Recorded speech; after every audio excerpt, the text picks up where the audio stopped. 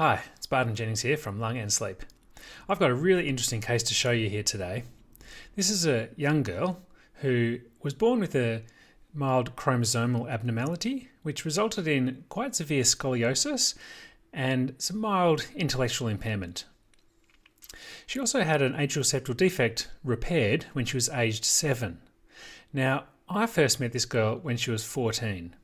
She presented to the paediatricians with left-sided pneumonia and probable empyema. And a chest x-ray in fact showed that she had probable complete collapse of the left lung with a resultant pneumothorax. I'll show you the chest x-ray now. Here's the chest x-ray. You can see that there is quite a severe scoliosis and there are sternal sutures from previous open surgery to atrial septal defect. The right lung is clear, however the left hemithorax is quite abnormal. There's a lucency in the top part of the left hemithorax, consistent with a pneumothorax, with collapse of the rest of the left lung. I suspect that the collapse of the left lung is what's caused this pneumothorax to occur. She went on to have a CT scan, which I'll show you now. So I'll scroll through the CT scan now, and we can see here there's left-sided volume loss, and within here there's no lung at all. This is consistent with the pneumothorax. Looks like there's a bit of an air fluid level, and there's collapse of the rest of the lung around. I'll just continue to scroll through, and you can see right down to the lung base there's significant volume loss causing mediastinal shift towards the left side, and there's a little tiny bit of lung that you can see at the base on the left there. Now if we go back and let's have a look at the airways carefully, we can see the trachea there coming down to the main carina where it bifurcates into the left and main bronchus. If we look at the left main bronchus just here, this is the area of interest given that there's left lung collapse, to see if there's a cause. And just as we come there, we can see the left main bronchus comes to an end with what looks like something obstructing the lumen.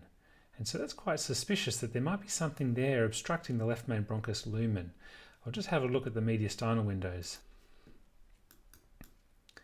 So we'll have a look again at that area of obstruction in the left main bronchus. There it is there. And it does look as if there's something intraluminal.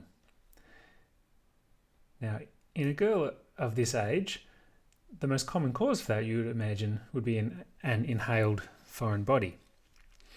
However, to investigate this, a bronchoscopy is certainly indicated. So bronchoscopy was performed, and this in fact did show that there was an endobronchial lesion. There was in fact no foreign body. It looked as if there was a tumour. So I was asked at that stage to see if this tumour could be biopsied and possibly even resected to try and regain patency of the left main bronchus to resolve the atelectasis of the left lung. And so this was performed and the procedure went quite successfully. Unfortunately, I didn't have a YouTube video at that time, so I didn't record the procedure. However, a combination of loop diathermy with APC was used to snare the lesion, followed by using the cryoprobe to debulk the lesion, and we were able to achieve a very good endobronchial result, being able to clear the left main bronchus so that I could visualize the left upper lobe and also the left lower lobe. Following this procedure, the patient felt quite a lot better, her breathing had improved and markers of infection also improved, which was a good result.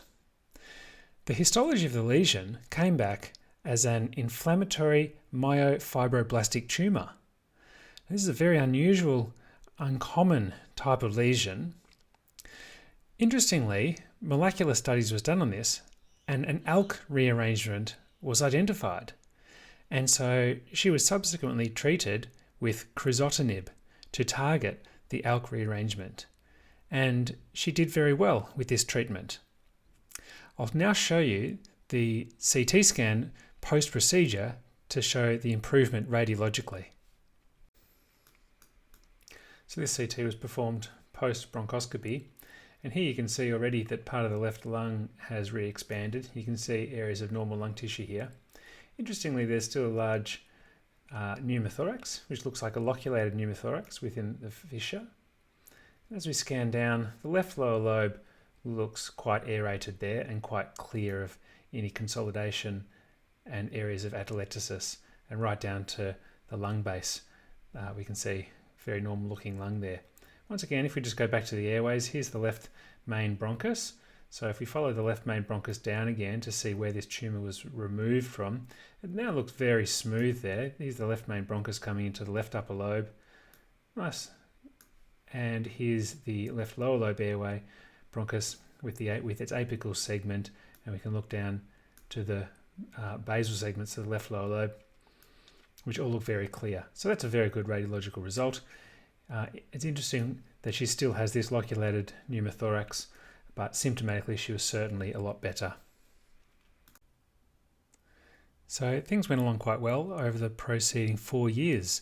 This lady was continually treated with crizotinib and symptomatically did very well.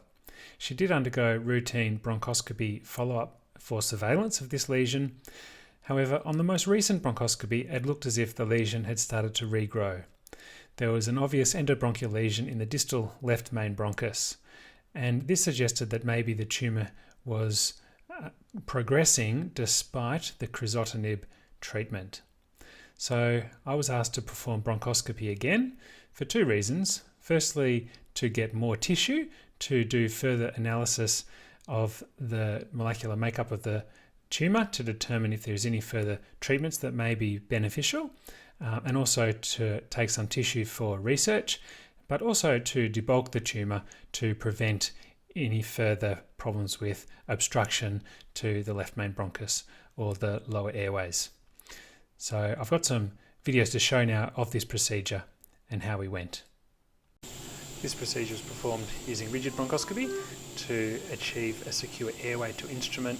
Here you can see the rigid bronchoscope is being intubated, just passing over the tongue. There's the epiglottis.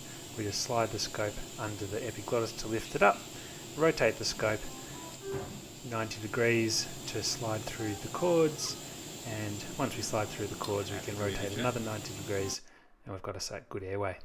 This was the lesion. Once we put the flexible scope down to inspect it, you can see there that it's arising from the posterior wall of the distal left main bronchus, almost blocking the left lower lobe. But the left upper lobe is certainly patent, and at the moment it's not at too high risk of obstructing, but I think it'll be worthwhile resecting some of that to prevent this, but also to get the tissue required. So I used the cryoprobe initially, and this is demonstrating just how the cryoprobe was used. This is after a couple of biopsies, so some of the lesion has been resected, but we navigate our way down and we find a bit of residual lesion there on the airway wall. We just touch it with the cryoprobe, use the freezing technique to remove it, and then we can remove big pieces of tissue. And that's the endobronchial view after complete resection of this lesion, leaving a nice patent airway and especially patent left lower lobe. And we obtain some good samples to send for histology, and then you can see a big biopsy in the sample pot. So the procedure went well and there was no complication.